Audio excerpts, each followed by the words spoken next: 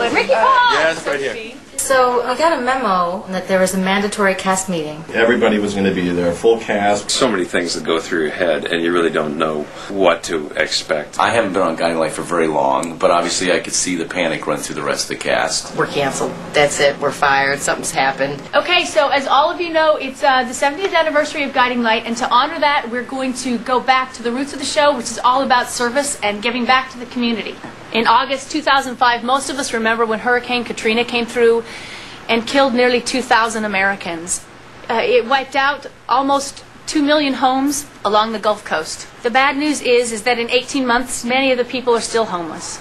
But the good news is there are still volunteer organizations that are rebuilding homes in the Gulf Coast. So, to kick off our year of volunteerism, the show is going to take an entire week, take the whole cast, the whole crew down to Biloxi, Mississippi. We're going to work with a hands-on organization, and we're going to rebuild 3 homes.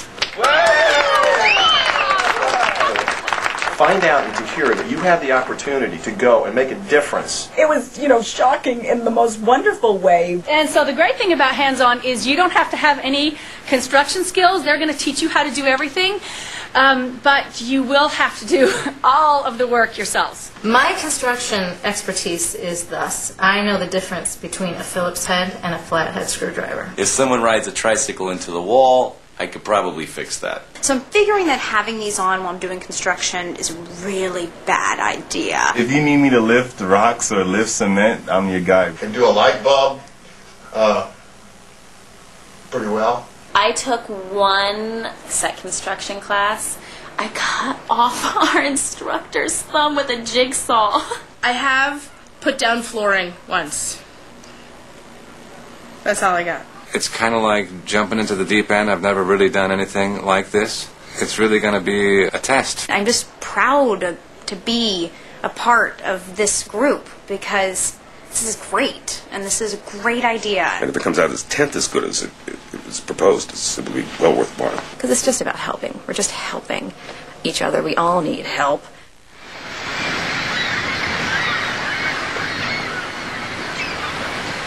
When we first got to Biloxi, I didn't know what to expect.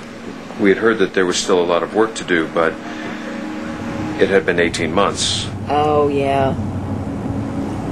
Oh, yeah, wow. It's still completely... Look at this.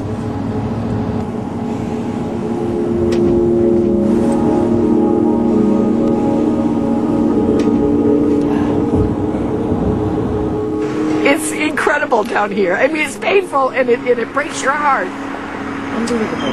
It's important that people get down here and volunteer. Family.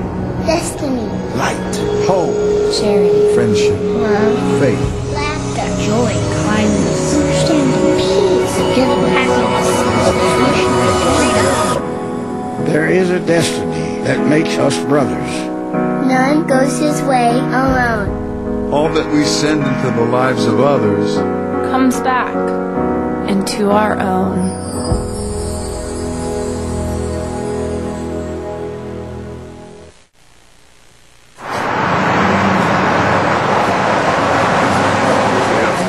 We are thrilled to be here. Beautiful. We are Hi. Hi, Shelly. Nice. How you doing?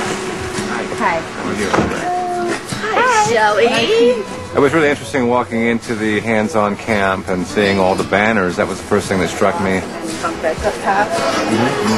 This sort of immediate sense of camaraderie and everyone pulling together to help. When the storm hit, and the community that we live in is very low income, so that means a lot of people don't have insurance. The problem that Miss Ethel ran into is she fell through the cracks. So when you guys came in, that was probably the greatest thing that was able to happen to her.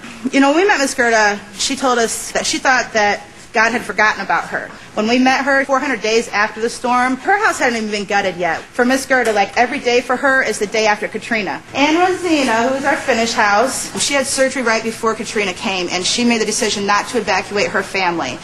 So now she deals with the guilt every day of not having a home for them, that she put them through the storm. They went for a long time after the storm without food and water. I had absolutely no idea. Yeah. I mean, I'm thinking that people think, just like I did, that things were being built, but I mean, it seems like it just hit yesterday. If you wanted to come down like with with your family and give a week of your time, is that possible to do? We got some people that come down for their weekend. These are our neighbors. No matter if it's your next door neighbor or your neighbor 2 states over, it's our responsibility to step up. That's why we're here. We were introduced to the 3 families that we were going to be working with, and we were split into teams. Call your husband stud masters and studly dudes. Okay, great, thank you. A stud drywall. I'm a studette. I'm a stud. Drywall. Okay. Drywall. My construction skills are fairly decent. You know, I've done some of this stuff. Let me just show you here. It's like a little switch. It's like a little lock blade. Push in on that, and it'll close. First impressions is that it's unbelievable that it's this condition. I just assumed that things would be further along, that more of the homes here would have been livable. They don't have windows, they don't have doors. It's a pretty eye-opening experience. I'm Nicole. Hi. Hi. Stephanie. Hi. I was really amazed. I was almost brought to tears. This home had water just to below the ceiling.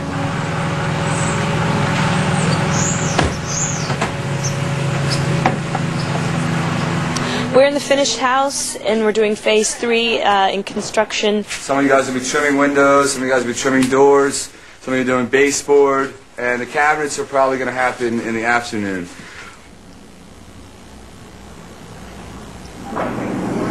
Before we got to work, we got to meet Miss Ethel, the owner of the house that we're working on. As the water was rising, stuff was, you know, like coming like center doorways, blocking doorways, and I pretty much got trapped inside and I couldn't get out. She survived this hurricane by climbing into her refrigerator and having it float to the top of her house and cutting a hole and getting away to get air. She's amazing. We just want to get you back in your house. Yeah.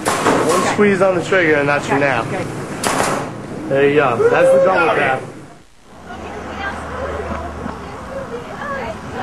We were assigned to doing drywall for a woman by the name of Gerda. Hallo, Frau Roy. Ich heiße Nicole.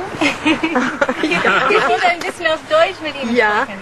Good, sehr gut. What do you like to cook? They said you're a good cook. I used to cook when I had my children, my son and my grandkids. That's my grandson. That's Scout, that uniform, my son's Scout. See, that is Anthony. This is little Kenny, and that's Ashley. What would I do without you? So, all right. I hope this is the last time, you know. Yeah, we're going to get you back on your feet. They're going to help you out, okay? Yeah. My first impression was a sense of purpose, really. You walked right in, you knew right away, this is what you do, this is where you go, and, you know. All right, here we go. Yeah. There she goes! There's nothing that prepares you when you meet a person, they tell you their story.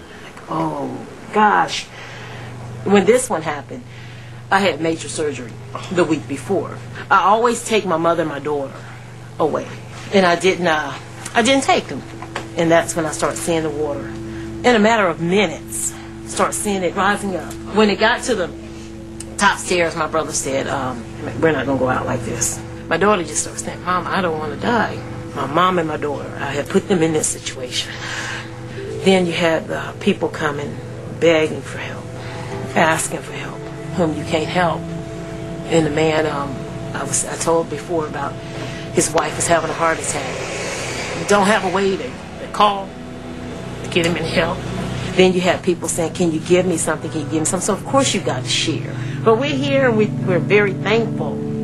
And I'm not going to cry anymore. I'm trying to keep from crying. But what's amazing is she felt like God forgot about her. You know, God always says that He shows up right on time. And He did. And that's why we're here today. And God didn't forget about her.